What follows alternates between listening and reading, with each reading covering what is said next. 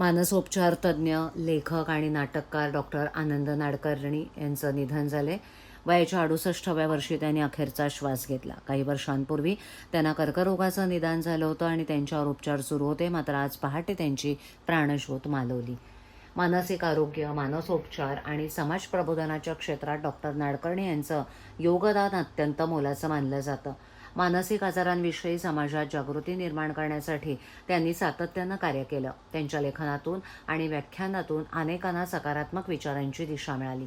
Doctor Anand Nadkarni हे केवळ मानसोपचार तज्ज्ञ नव्हते, तर ते लोकप्रिय लेखक, नाटककार आणि उत्तम वक्ते म्हणूनही ओळखले जात होते. त्यांनी विविध सामाजिक आणि प्रेरणादायी कार्यक्रमांमधून लोकांशी संवाद साधला. यूट्यूबवरील त्यांच्या मुलाखती आणि चर्चांमधून अनेकांना जीवनाकडे सकारात्मक दृष्टीनं पाहण्याची प्रेरणा मिळाली. त्यांचं पार्थिव ठाण्यातील सरस्वती शाळा इथे अंत्यदर्शनासाठी ठेवण्यात आलंय. राज्याचे उपमुख्यमंत्री एकनाथ शिंदे यांनीही त्यांना श्रद्धांजली अर्पण केली. त्यांच्या निधनामुळे सामाजिक, मानसिक आरोग्य आणि कला क्षेत्रावर शोककळा पसरली असून विविध स्तरातून हळहळ व्यक्त केली जाते.